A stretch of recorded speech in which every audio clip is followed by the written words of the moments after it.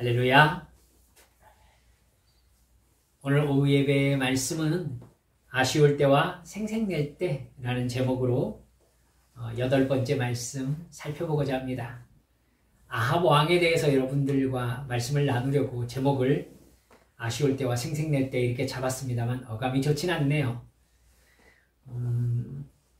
아합이 하나님 앞에 어떤 존재였는지 성경 읽어서 아시겠지만은 한번 이렇게 조금 더 깊이 살펴보시면서 하나님의 생각이 이렇고 아합은 그거 어느 부분에서 이렇게 어긋났구나 라는 부분에 대해서 좀 깊이 깨닫고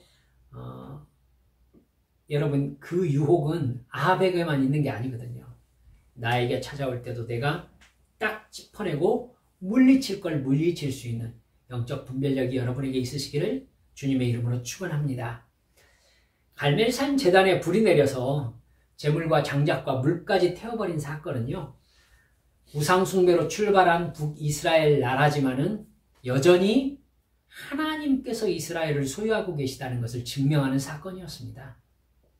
아무리 아합과 이세벨이 이스라엘을 바알의 나라로 만들기 위해 노력을 해도 바알은 인간이 만든 유치한 신개념, 종교 개념에 불과하다는 것을 만천하에 드러낸 사건이었죠.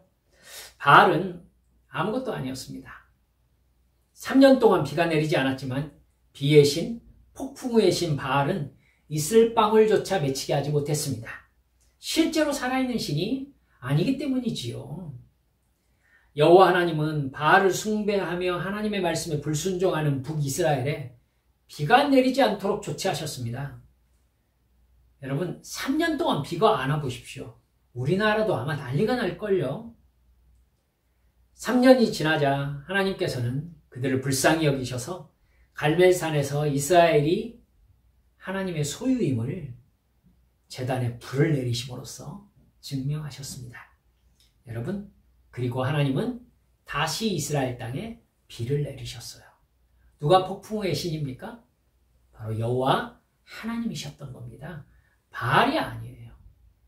여러분, 저는 어디 가고 그러면 산 올라가면 돌 쌓아놓고 거기에 손을 모으고 있는 사람, 불상 앞에서 혹은 절 이렇게 보면은 사천왕상 앞에서도 이러더라고요. 탑 앞에서도 이러고 자기가 만들고 자기가 쌓고 거기에다가 손을 모으는 건 도대체 뭐 하는 것인지. 인간이에요, 이게. 자기 소원을 이루기 위해서. 어찌됐든 그렇게 갈멜산에 엄청난 사건이 있게 한 엘리야는요, 이세벨에게 생명의 위협을 받아서 호렙산까지 도망을 갑니다. 그곳에서 엘리야가 하나님 앞에 막 투덜거리죠. 이게 뭡니까? 겨우 이게 하나님께서 그 사건을 일으키신 목적이었습니까? 항의하죠. 하나님이 어떻게 하셨습니까? 그에게 뭐와? 바람과 지진과 불을 보여주시죠. 그러면서 그 속에 주님이 계시지 아니하였다. 여호와 하나님께서 거기에 계시지 않았습니다.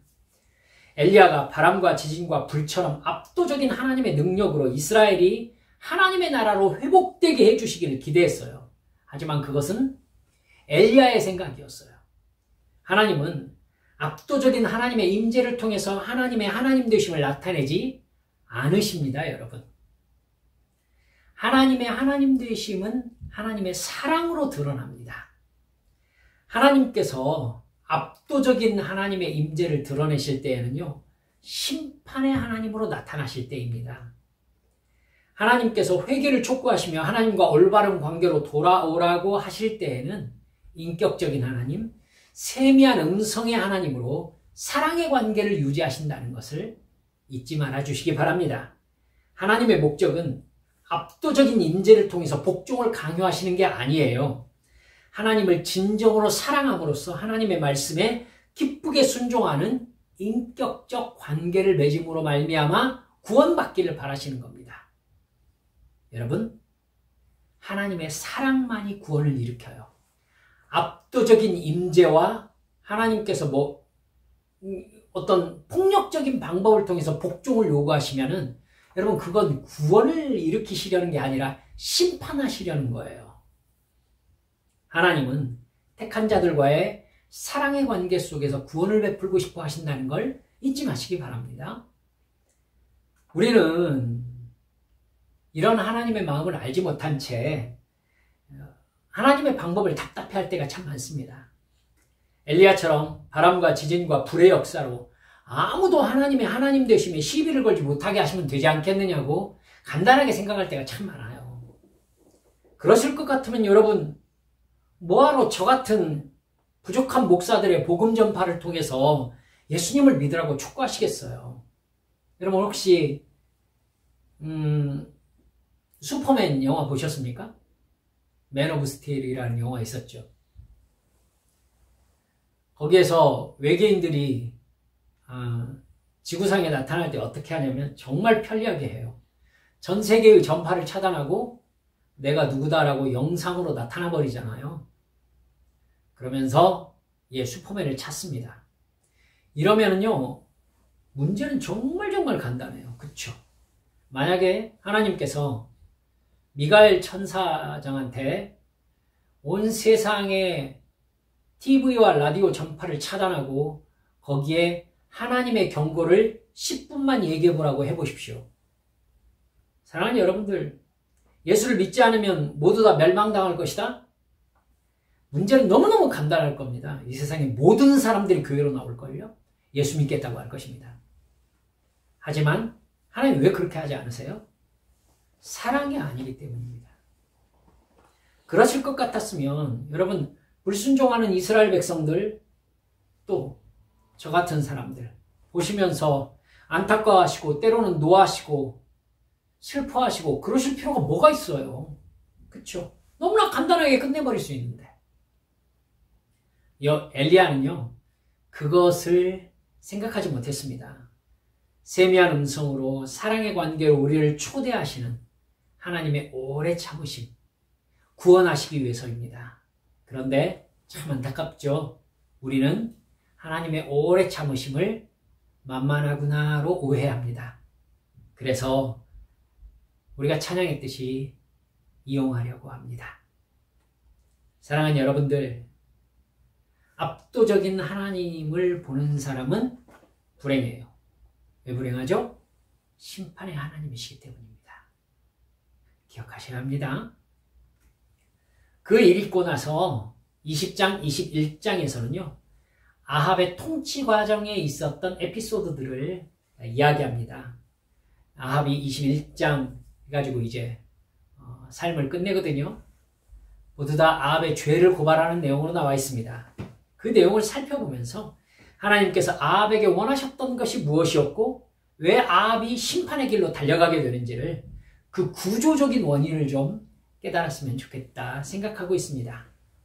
아합에게 바라셨던 하나님의 뜻은요, 우리에게도 바라시는 뜻이고, 아합의 불순종과 같은 불순종이 일어날 때 여전히 하나님은 심판을 행하고 계시기 때문입니다. 북이스라엘은요, 여러분 지도를 아시겠지만은 이스라엘의 북쪽 왕국입니다. 그 위는 갈릴리가 최북단 쪽이거든요. 그 위로는 시리아와 국경을 맞대고 있습니다. 그 위에는 또 아시리아가 있어요. 시리아의 왕 베나닷은요, 호시탐탐 북이스라엘을 삼키고 싶어 했습니다. 여러분, 북이스라엘의 위치를 보면 서쪽으로는 지중해로 딱 트여져 있어요. 동쪽으로는 메소포타미아 문명으로 넘어갑니다. 그렇기 때문에 굉장한 교역로죠. 이집트로 통하는 교역로 또한 남쪽으로 진출하면 열어갈 수 있습니다. 그러니까 북이스라엘을 차지한다는 것은 돈을 많이 벌 수 있는 교역로를 차지한다는 의미입니다. 근데 여러분, 아시리아와 시리아가 북이스라엘 통해서 지중해로 진출을 하고 이집트로 통하는 통로를 확보하려고 호시탐탐 노력하고 있는데도 불구하고 아합은 나름대로의 동맹관계를 통해서 북쪽 시리아와 이 시리아가 북이스라엘로 남하하는 것을 막고 있었습니다. 근데요, 시리아의 베나닷도 상당히 능력 있는 왕으로 알려져 있었습니다. 군사력으로 북이스라엘을 충분히 압도할 수 있을 만큼의 세력을 넓히고 군사력을 강화해요. 그리고 어느 날 베나닷은요, 갑자기 북이스라엘의 수도 사마리아로 진격합니다. 사마리아가 시리아의 군대로 포위됩니다. 베나닷은 사마리아를 포위하고 사자를 아합에게 보내요. 이렇게 말합니다. 네 은급은 내 것이고 네 아내들과 자녀들도 나의 것이다. 아합이 어떻게 해석했냐면, 복종하고 조공을 바치라는 뜻이구나, 속국이 되라는 것이구나 라고 생각하면서 그렇습니다 라고 대답해요. 근데 베나닷이 다시 사자를 보내면서 자기가 무슨 뜻으로 그런 말을 했는지를 해석해줘요. 내일 사람을 보내서 왕궁과 신하들의 집을 수색해서 좋은 것들을 다 약탈해 가겠다는 얘기였다는 겁니다. 아합이 비로소 신하들과 의논합니다. 그리고 최종 결론을 내리죠. 베나닷의 요구를 거절하겠다는 겁니다. 베나닷이 자기 사자가 돌아와서 하는 얘기를 들으면서 쉬운 얘기로 그런 거예요. 지금 네가 나를 막아낼 수 있다고 생각하느냐? 네가 가진 것이 나의 욕심을 채울 수 있다고 생각하느냐? 이렇게 얘기한 겁니다. 속된 얘기로 꼴값 하는구나 라고 아합에게 얘기를 한 겁니다. 그러자 아합이 뭐라고 하느냐면요, 진정한 장수는 갑옷을 입을 때가 아니라 갑옷을 벗을 때 자랑하는 법이다, 이렇게 대답을 해요. 아주 호전적인 대답이죠. 그 이야기를 딱 들은 베나닷이 전군을 향해서 전쟁 진영으로 바꾸라고 명령을 내립니다. 바로 그때 한 선지자가 아합에게 찾아와요. 하나님께서 시리아의 군대를 아합 왕이 물리치게 하심으로써 이스라엘은 여호와 하나님의 소유인 나라라는 사실을 증명하실 것이다, 이렇게 말씀한 겁니다. 아합은요, 여호와 하나님의 말씀대로 12시 정오에 시리아를 공격하기 시작합니다. 베나닷은요, 성문을 열고 나오는 아합의 군대를 보면서 웃기죠. 군대의 숫자는 거의 깸도 안 되니까요. 베나닷이 자리에 앉아서 그럽니다. 나오는 모든 사람들 다 잡아라, 그냥 잡아라. 근데요, 놀라운 일이 벌어져요. 이스라엘 군대는 그 엄청난 규모의 시리아 군대를 거의 초전박살을 냅니다. 베나닷은 군대와 함께 도망갈 수밖에 없었어요. 베나닷은 본국으로 돌아가서 이 전쟁이 왜 이렇게 되었는지를 분석합니다.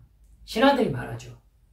이 전쟁은 군사력의 우열로 결정된 싸움이 아닙니다. 이스라엘의 신인 여호와가 싸웠기 때문에 이런 결과가 나온 겁니다. 어떻게 알았죠?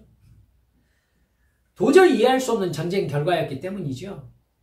그들이 여호와라는 신과 싸울 수 있는 방법을 생각해냅니다. 그것은 이스라엘의 신 여호와는 산의 신인데 이번에 산에서 싸웠기 때문에, 사마리아 산에서 싸웠기 때문에 우리가 진 겁니다. 이제 평지에서 싸우면은 우리가 여호와의 신을 이길 수 있을 것입니다. 이렇게 대답해요. 여러분, 여호와 하나님께서 신의 산에서 임재하셨던 그걸 생각해낸 겁니다. 그래서 여호와 하나님을 산의 신이라고 얘기를 하는 거예요. 해가 바뀌어서 베나닷이요, 군대를 소집하고 다시 북이스라엘을 침공합니다. 이번에는 사마리아를 포기하지 않고 평지에서 맞붙죠. 군대 비교가 27절에 나옵니다. 이스라엘 군대는 시리아 군대에 비하면 마치 작은 염소 2떼와 같았다, 이렇게 얘기합니다. 시리아 군대는 그 땅을 가득 채울 만큼 많았다는 것입니다. 여러분, 아셔야 되는 게요, 시리아 군대도 이스라엘 군대도 지금 군사력으로는, 군대의 숫자로는 전쟁 자체가 되지 않는다는 걸 알고 있는 겁니다. 다 알고 있어요. 시리아 사람들도 알고 있고 그 군대도 알고 있고, 여러분, 이스라엘, 북이스라엘 군대도 알고 있는 거예요. 그러니까 모두 다 알고 있는 상황인 거죠. 그때 다시 선지자가 아합에게 나타나 말합니다. 시리아 사람들이 여호와는 산의 신이지 평지의 신이 아니라면서 침공을 했으니 이 큰 군대를 아합 너에게 모두 넘기겠다. 너와 이스라엘 군대는 내가 이스라엘을 소유하고 있는 신이라는 사실을 깨닫게 될 것이다. 두 군대가 진영을 마주 대한 지 7일째 되는 날 비로소 전면전이 벌어집니다. 근데요, 전쟁의 결과는 시리아의 보병 10만 명이 죽었다고 나옵니다. 시리아가 10만 명이 죽은 거예요. 작은 염소 2대였으면 10만 명 감당할 수 있었겠습니까? 근데도 그런 일이 벌어진 것입니다.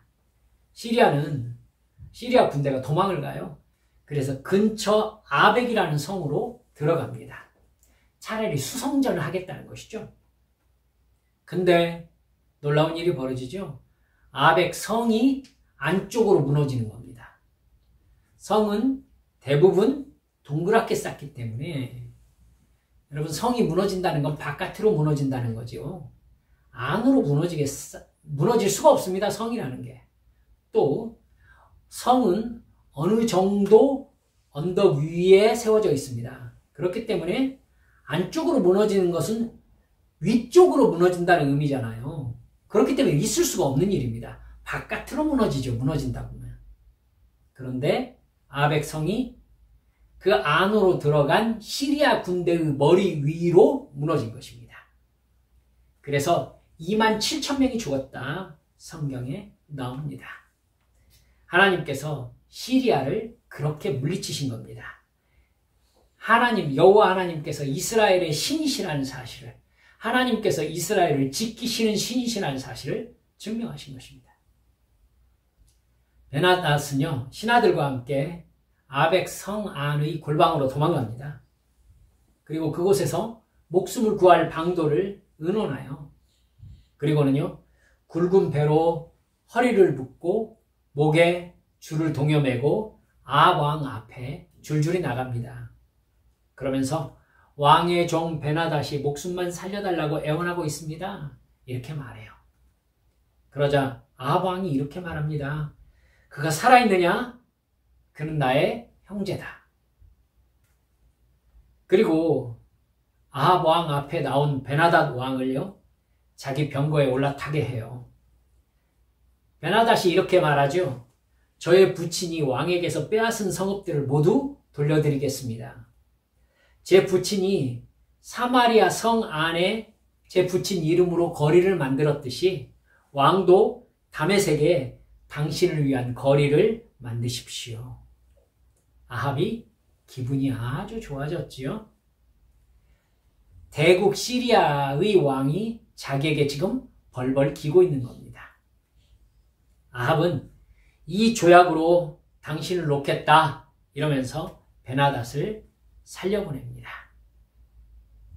그런 아합에게 우리가 읽었던 본문 선지자가 변장을 하고 나타난 것입니다. 아합이 선지자 앞을 지나가니까 선지자가 아합 왕을 부릅니다. 그리고 이렇게 얘기해요. 임금님, 제가 전쟁터에 나갔습니다. 그런데 어떤 사람이 저에게 포로 한 명을 데리고 와서 그 사람을 감시하라고 했습니다. 포로가 도망을 가면 제가 대신 죽든지 은 1달란트를 물어내야 된다고 얘기했습니다. 그런데 제가 잠시 한눈을 파는 사이 포로가 없어져 버렸습니다. 그러자 그 얘기를 들은 아합 왕이 대답을 이렇게 한 거예요. 네가 조건을 받아들인 거 아니냐. 그러니까 네 목숨으로 그 포로를 대신하든지 아니면 은 1달란트 돈을 물어내든지 해야 된다. 그러자 선지자가 바로 변장을 풉니다. 아합이 선지자네? 알아챈 거죠. 선지자가 아합 왕에게 말합니다. 왕이여, 여호와 하나님께서 말씀하셨습니다. 내가 멸망시키기로 작정한 사람을 네가 네 손으로 직접 놓아주었으니 너는 그의 목숨을 대신해서 죽게 될 것이다. 네 백성은 그의 백성을 대신하여 멸망할 것이다.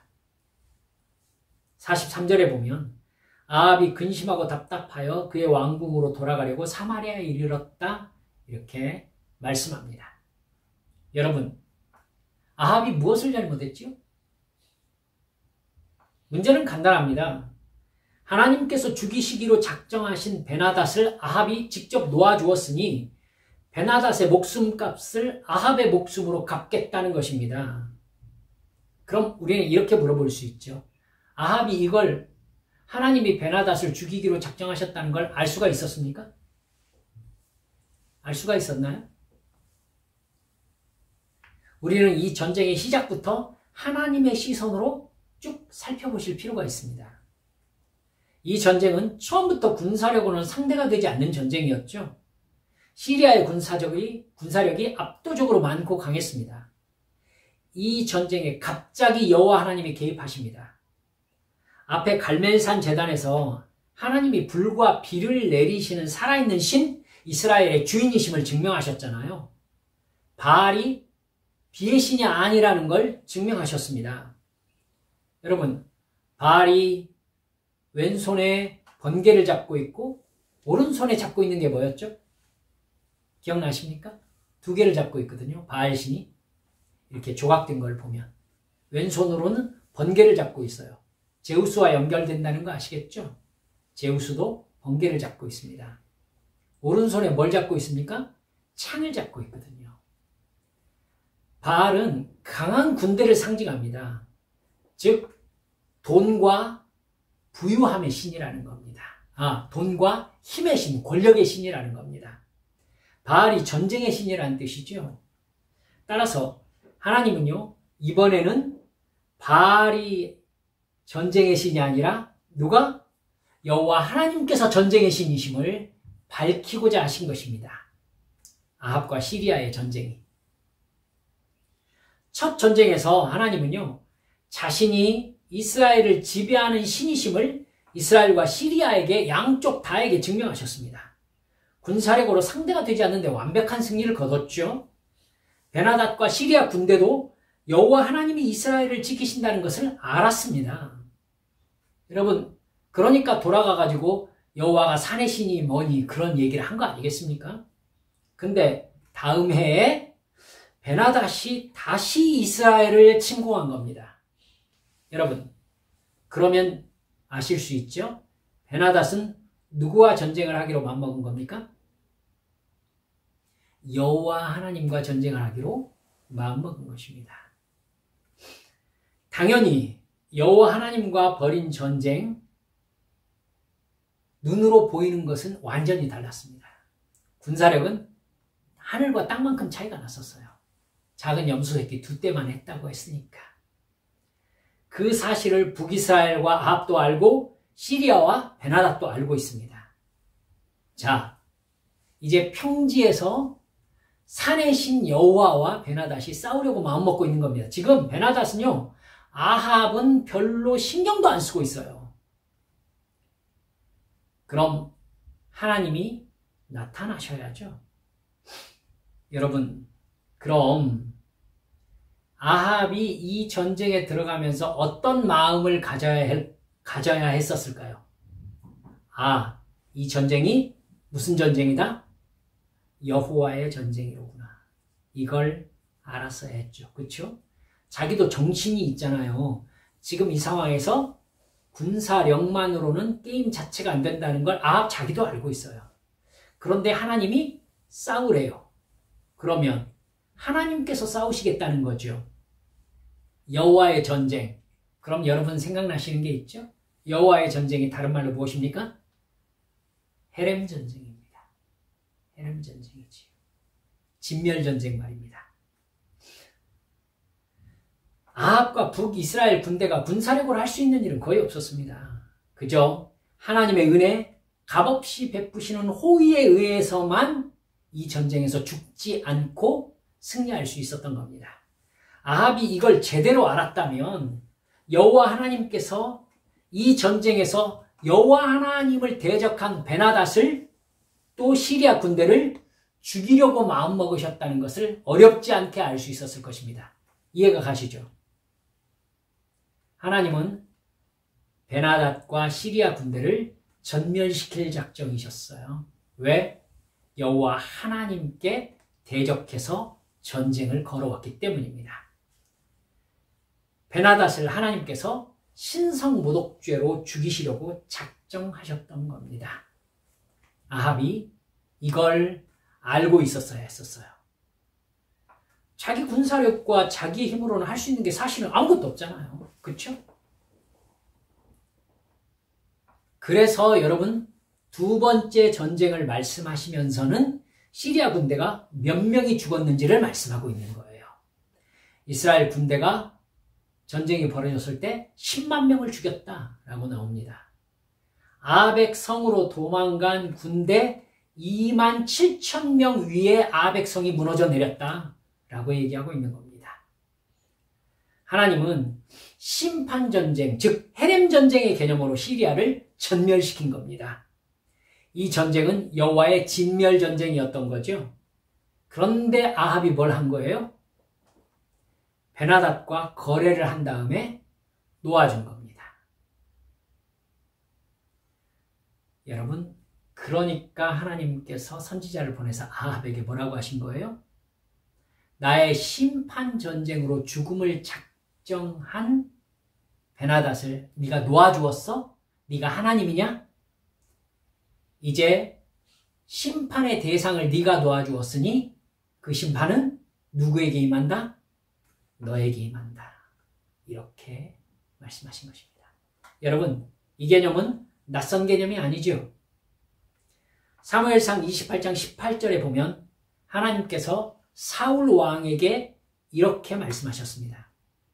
네가 여호와의 목소리를 순종하지 아니하고 그의 진노를 아말렉에게 쏟지 아니하였으므로 여호와께서 오늘 이 일을 내게 행하셨다.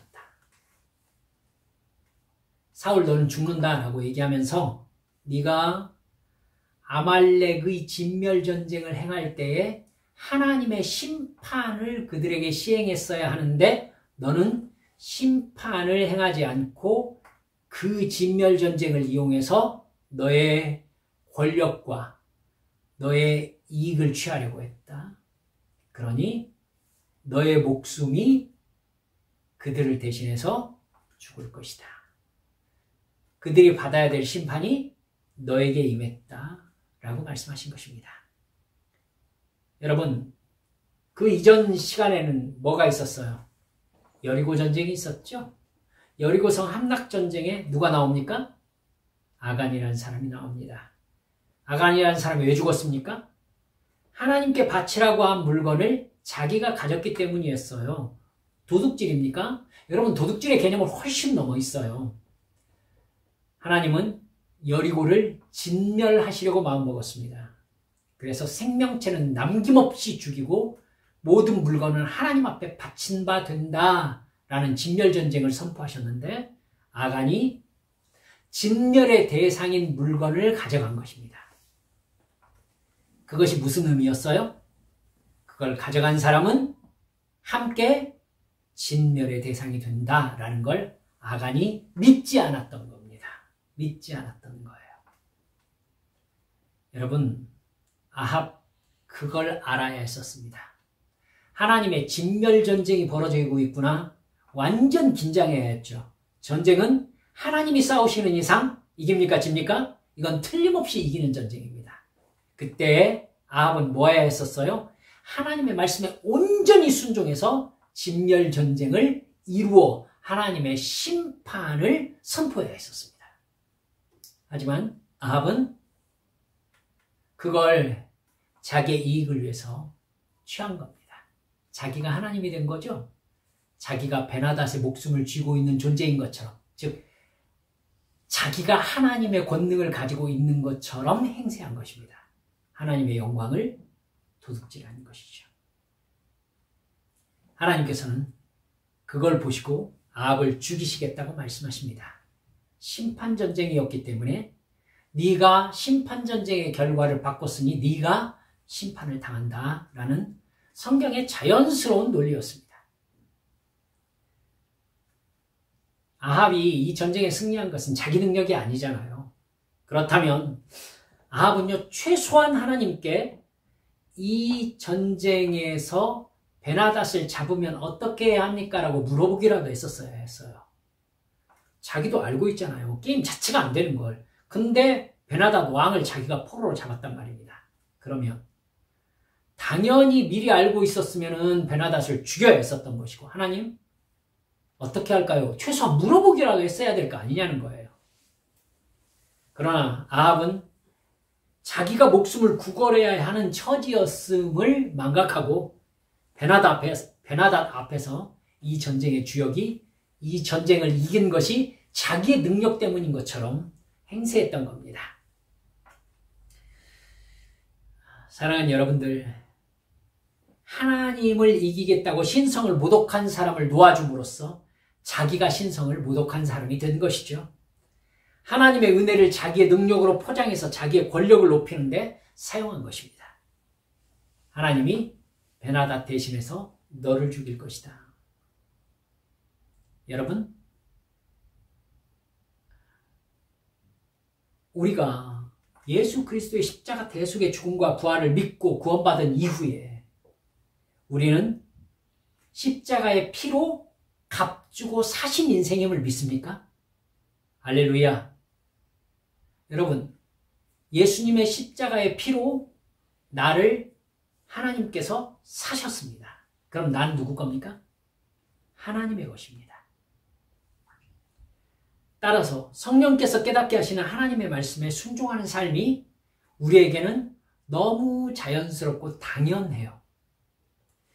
하나님의 십자가 사랑과 은혜, 예수님을 통해 베푸신 십자가 사랑과 은혜, 내 삶을 돌봐주시는 은혜에 진정으로 감사하면서 내게 맡겨주신 사명에 충성하는 것이 우리 인생의 목적입니다. 예배와 기도와 감사와 전도로 하나님의 은혜에 믿음으로 반응하는 순종이 우리 삶의 기반인 거죠. 그런데 내가 하나님의 돌보심과 복을요, 내가 잘나서 일이 그렇게 된 것처럼 착각하고 내 육체의 이익을 아합처럼 추구한다?